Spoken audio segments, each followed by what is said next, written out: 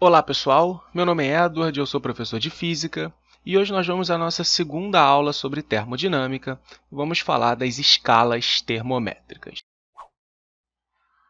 Não se esqueça de se inscrever no canal, deixar o seu like se você gostou desse vídeo, pode deixar suas dúvidas aqui nos comentários, compartilhe com seus amigos para que eles vejam essa aula também e pode me seguir também lá no Instagram, @edwardfísica.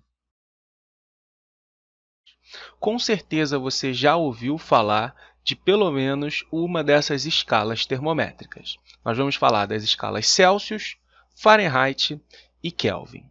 Mas antes de nós falarmos desses nomes, fazermos contas, vamos contar uma historinha aqui para vocês que talvez seja nova. Vocês sabem quem inventou essa ideia de escala termométrica? Um nome que talvez vocês nunca tenham ouvido falar na física, que é Sir Isaac Newton. O Newton que teve essa ideia de escalas termométricas, né? E como é que funcionam essas escalas? Você lembra que a gente comentou que temperatura era aquela sensação de quente e frio? E a sensação ela dependia de quem ia realizar aquela medida. Eu posso sentir frio ou você pode sentir calor, né? A gente vai depender realmente de quem está fazendo a medida.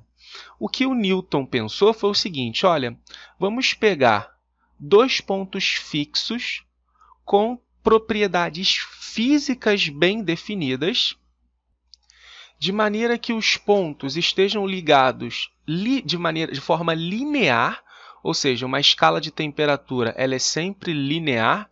Como assim? Se eu chamar esse cara aqui de 100 e esse cara aqui de 0, a metade da escala vai ser 50. A metade da escala vai ser 25. A outra metade da metade vai ser 75. Tá? Ou seja, as escalas elas são sempre lineares e elas partem de dois pontos fixos que são arbitrariamente escolhidos. Eu botei 0 e 100 aqui, mas nada me impediria de colocar, por exemplo, 20 e 35, por exemplo. Tá? Então, esses pontos eles são completamente arbitrários, a gente vai escolher aqueles que são mais convenientes. Né? Na verdade, essas escalas elas foram escolhidos pontos que eram convenientes para que nós trabalhássemos. Houve várias escalas, né, ao longo aí do tempo, mas 3 delas sobreviveram até os dias de hoje. Uma delas é a escala Fahrenheit. Você deve ter ouvido falar nessa escala aqui. Nós representamos com assim, um grau e um F. Ela tem esse nome, né, em homenagem ao Gabriel Fahrenheit. Ele criou uma das escalas que é utilizada muito pelos países mais frios e também os Estados Unidos. Ele criou essa escala ali por volta de 1724. Bom, a ideia dele era a seguinte, ele usou uma solução de água e sal e gelo, né, no ponto ali de fusão, e chamou esse ponto de fusão dessa solução de 0. Era o 0 graus Fahrenheit. E o outro ponto que ele utilizou foi a temperatura do corpo humano, em que ele colocou essa calibragem em 90 graus Fahrenheit. Era quando você colocava o termômetro, né, embaixo do braço ou na boca, ele marcava esse valor que ele definiu como sendo 90. Bom, a escala Fahrenheit ela tem algumas aplicações bem interessantes, né, se você pensar que você está no século XVIII. Você quer falar com as pessoas, né, do século XVIII sobre a noção de temperatura e ficava muito difícil você falar para elas sobre números negativos, né, que podem ter valores negativos na escala. Você pode ter uma temperatura de menos 10 graus Fahrenheit, menos 30 graus Fahrenheit. O problema era você falar dessas grandezas físicas, né, negativas com as pessoas do século XVIII. E a vantagem da escala Fahrenheit é que o 0 graus Fahrenheit, para você ter uma ideia, ela vale quase menos 18 graus Celsius. Depois a gente vai aprender a fazer a conversão entre essas escalas. Isso significa que a temperatura dos ambientes dificilmente vão ter valores negativos na escala Fahrenheit. Então, essa era uma vantagem de você utilizar essa escala.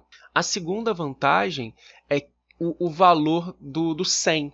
né? Porque quando você chega aqui próximo à temperatura de 100 graus Fahrenheit, significa que o corpo humano já está com febre, né? Ele está ali meio febril. Então, quando a pessoa, né, no século XVIII, queria saber se estava com febre, ela colocava o termômetro embaixo do braço e verificava se já tinha 3 dígitos. Porque se houvesse 3 dígitos, significa que você está febril. E você não precisa ficar pensando, é 36,5, 37, 37,5, qual é a minha temperatura normal?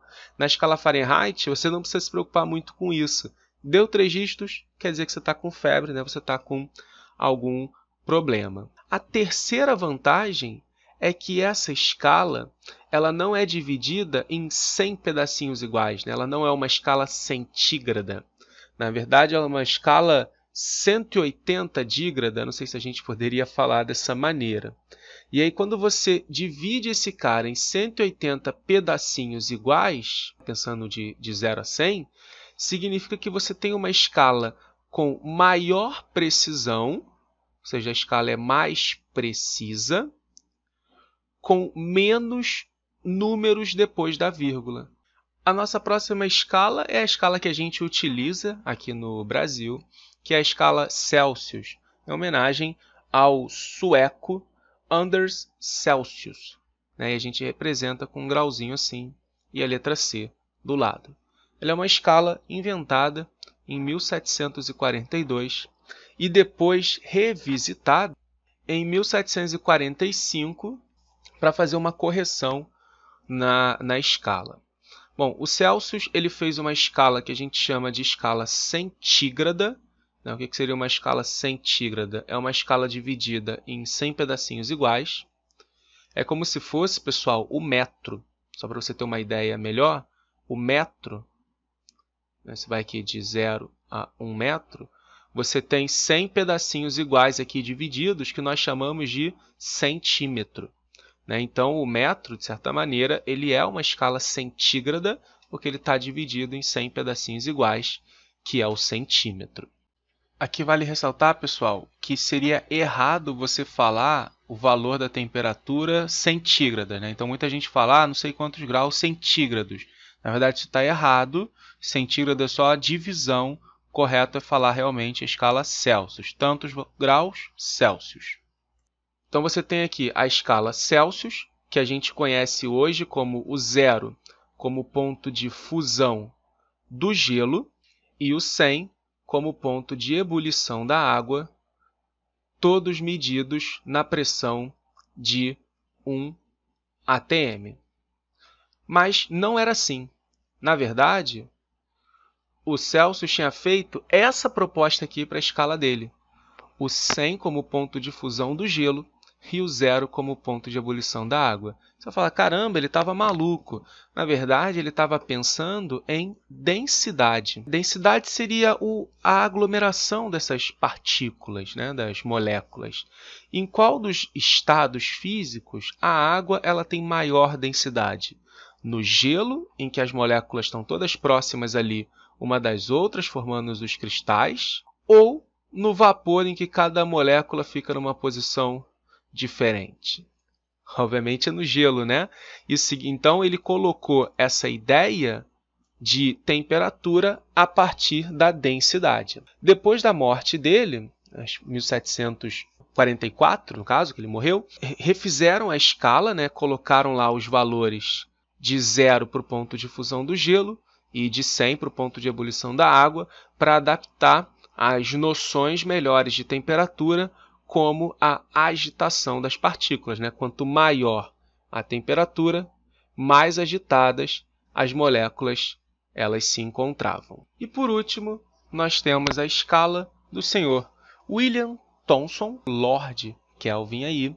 Ele era irlandês e no ano de 1848 ele fez a proposta da sua escala.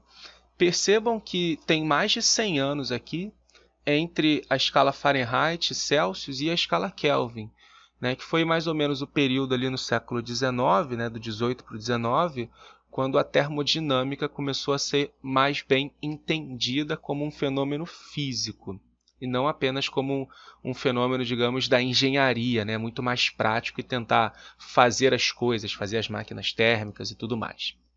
A ideia do Lord Kelvin era a seguinte: ele imaginou que você pudesse ter um gráfico, né? Imagina lá um gráfico da temperatura, bota aqui, e essa temperatura ela era medida em função da pressão de um gás. Então, vou botar aqui no eixo Y a pressão e no eixo X a temperatura. Vamos supor que essa temperatura estivesse em graus Celsius e essa pressão, vamos supor que esteja em atm, só para a gente colocar aqui no gráfico. E aí ele fez o seguinte: eu consigo medir a pressão de um gás a partir da sua temperatura. Vou botar uma régua aqui para ajudar a fazer o traçado. Ele botou aqui, por exemplo, um pedaço que ele conhecia, né? Então, observa aqui o seguinte: eu tenho aqui um valor de pressão para uma certa temperatura, que seria o 0 graus Celsius. Eu tenho aqui um outro valor de pressão para um outro valor de temperatura, um outro valor de pressão para um outro valor de temperatura. Isso daqui foi o que ele conseguiu fazer experimentalmente com o gás. E o que ele imaginou foi o seguinte: bom, eu consigo reduzir, né, botar em temperaturas negativas, então eu consigo colocar esse gráfico aqui para trás, né, uma certa pressão para uma certa temperatura. Mas o que aconteceria se eu conseguisse chegar, olha só, até esse ponto aqui embaixo? Né, o que está marcando esse ponto aqui, pessoal? É a pressão zero. Né? Pressão, se você pensar bem, está relacionado com a agitação das moléculas do gás. Né? As moléculas do gás estão batendo no recipiente, portanto, você tem pressão. Nesse ponto, por acaso, você não teria pressão. E aí ele achou a equação dessa reta, né, porque ele já tinha alguns pontos, e ele encontrou o valor dessa temperatura, que deu aproximadamente menos 273 graus Celsius. Na verdade, é menos 273,15 graus Celsius, que, se você colocar na escala Fahrenheit, dá menos 459,67 graus Fahrenheit. E ele pensou o seguinte: bom, nesse estado deve acontecer que as moléculas estariam completamente paradas, elas não teriam nenhuma agitação. Não vamos entrar aqui em muitos detalhes sobre esse parado, tá certo? E não tem como haver nenhuma temperatura menor que essa, né? Porque não tem como as moléculas, por enquanto, estarem menos do que paradas. Então, o que ele pensou foi o seguinte: essa daqui é a menor temperatura que o meu estado físico pode admitir. Então, é aí que ele batiza essa temperatura de 0 Kelvin. Cuidado para não confundir, isso daqui não é um ok não, tá, pessoal? Isso aqui é um 0, porque a escala Kelvin a gente representa com um casinho assim, sem o grau. Por que a gente não usa o grau nessa escala? Porque, diferente das outras duas, ela não é uma escala arbitrária, né, com os pontos arbitrários. Você tem uma propriedade física bem definida, que seria a pressão zero. Você pode pensar aqui também na energia das partículas, a energia cinética das partículas ser zero, e, portanto, você tem o 0 Kelvin. Por enquanto, a gente já observou, né, como é que eles criaram, cada um criou ali a sua escala. E uma coisa importante é nós sabermos fazer a conversão entre elas, e é isso que a gente vai ver agora. Para isso, você imagina um potinho aqui com algum recipiente, com algum material dentro dele. Eu vou supor que tenha água com gelo, tá? Em equilíbrio, e aí eu sei que essa temperatura é 0 graus Celsius. E aí você coloca aqui um termômetro graduado na escala Fahrenheit e um termômetro graduado na escala Kelvin, para você poder saber qual é a marcação da temperatura, tá? Infelizmente, para as provas, pessoal, isso é um valor que a gente vai ter que saber, tá? E aí você faz depois o mesmo experimento, só que em vez de você colocar ali água em fusão, você coloca a água em ebulição, né? Que é o momento ali que está fazendo várias bolezinhas, que você está esquentando. Você sabe que isso em graus Celsius vale quanto? 100 graus Celsius. Pensando de novo, pessoal, na pressão de 1 atm, tá? Então, estamos no caso simples ainda. E aí você faz a mesma coisa. Coloca um termômetro em Fahrenheit, coloca um termômetro em Kelvin e verifica qual é a marcação de cada um deles. E sabendo que a escala é linear, você pode fazer uma relação matemática simples, que é o Teorema de Tales, né? Caso você não conheça, vou botar aqui, ó, você tem paralelas cortadas por duas retas transversais, chamei de RS, e eu vou chamar aqui de A, B, C, D. A distância entre duas paralelas iguais, elas são proporcionais, né? Como assim? Se eu pegar esse pedacinho entre essas duas paralelas, A, e escrever que isso é proporcional, por exemplo, a B, isso vai ser igual às mesmas medidas na outra reta, né? O que seria isso? Ó, a distância entre essas duas paralelas e a distância entre essas duas paralelas. Precisa ser só essas? Não, você pode pegar qualquer uma. Vamos pegar a de baixo, que é o B, e vamos pegar essa daqui, ó, que vai ser A mais B, tudo bem? E faz a mesma coisa aqui, ó, pega o C, o D, né, desculpa, sobre essa daqui, que é o C mais D. Beleza? Guarda essa segunda relação, porque vai ser ela que nós vamos utilizar agora para fazer a conversão entre as escalas.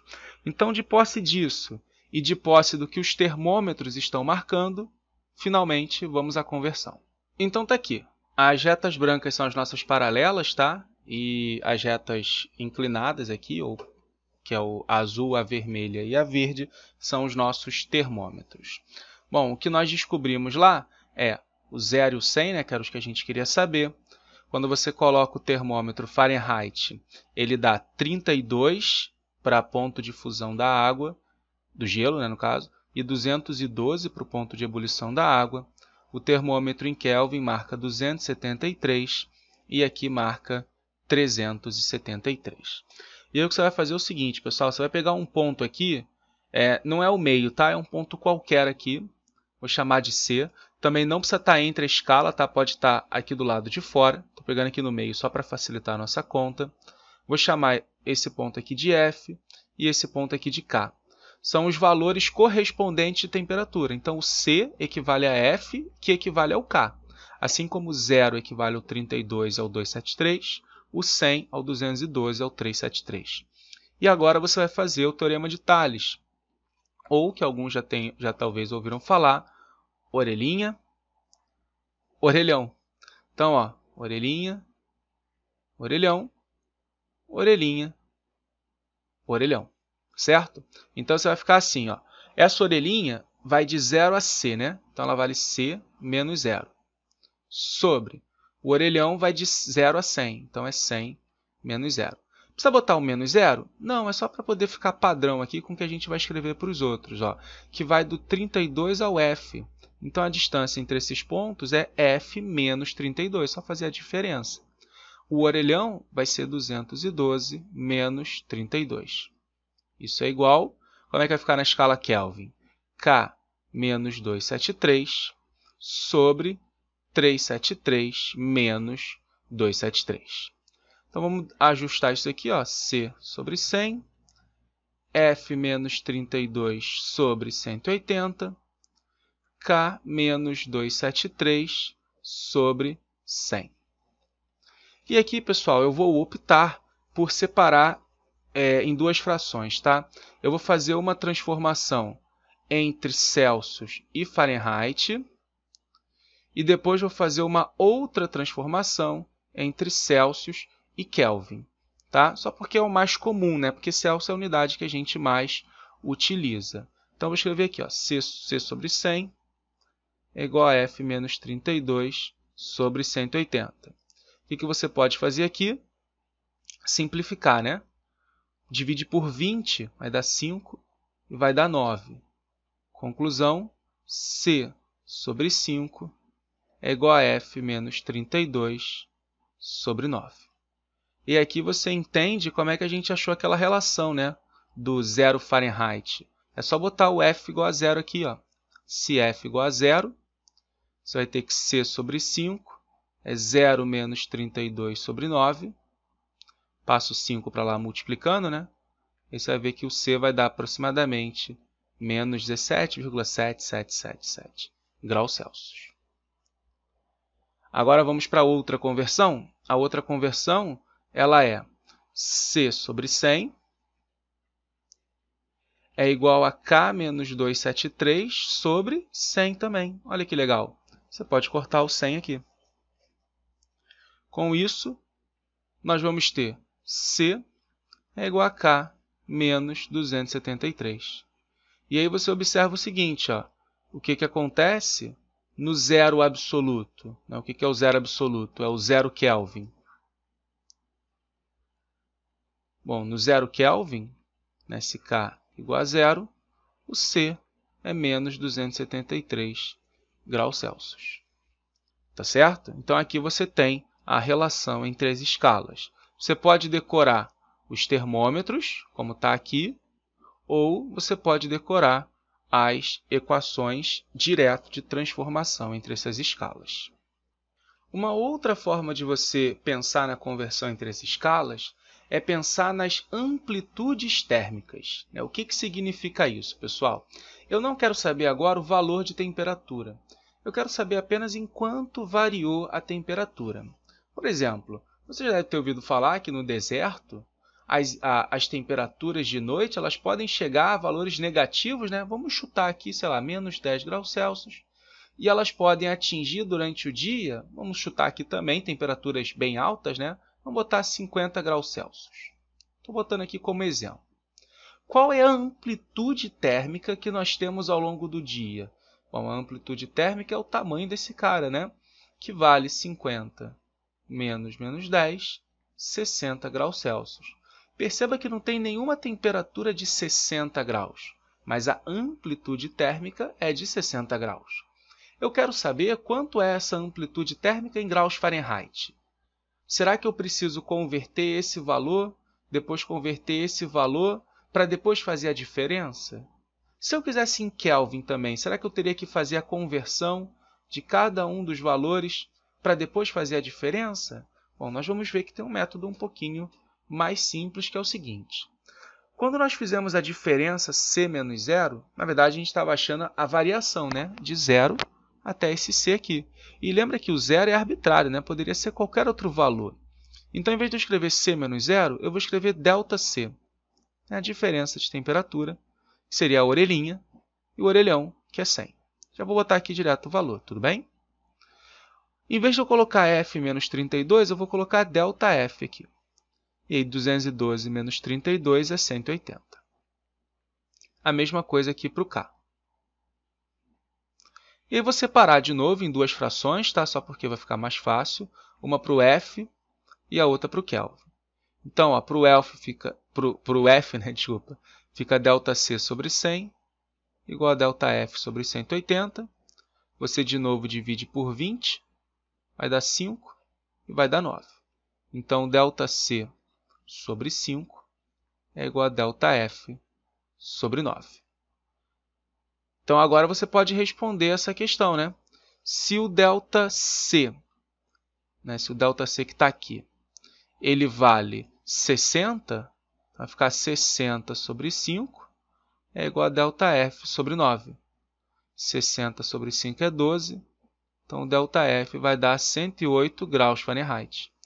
Então, uma amplitude térmica de 60 graus Celsius, ela equivale a uma amplitude de 108 graus Fahrenheit. E em Kelvin, como é que vai ficar? A mesma ideia, né? ΔC sobre 100 é igual a ΔK sobre 100 também, e corta tudo, né? Então, nós vamos ter que ΔC é igual ao ΔK. Olha que importante é isso daqui, pessoal. A variação em graus Celsius é igual a variação em Kelvin. E o que isso significa? Ó, que se o ΔC é igual a 60, é porque o ΔK também é igual a 60 kelvins. Tá, e por que isso é muito importante? Bom, nós temos várias unidades de medida, né? Ainda não falei para vocês qual delas é o sistema internacional. Mas eu acho que você já deve ter percebido que a escala Kelvin é o sistema internacional de medidas.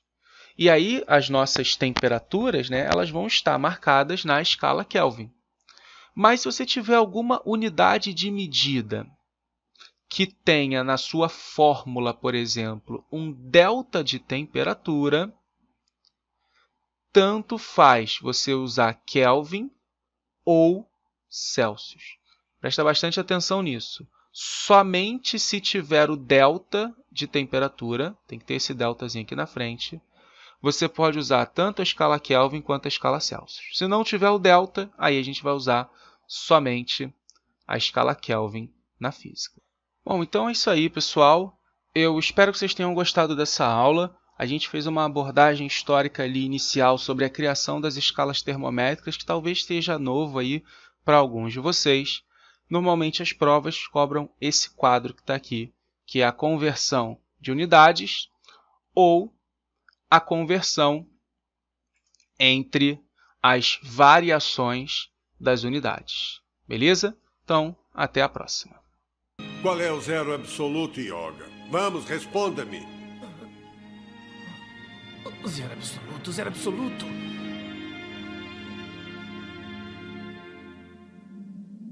Escute, Yoga.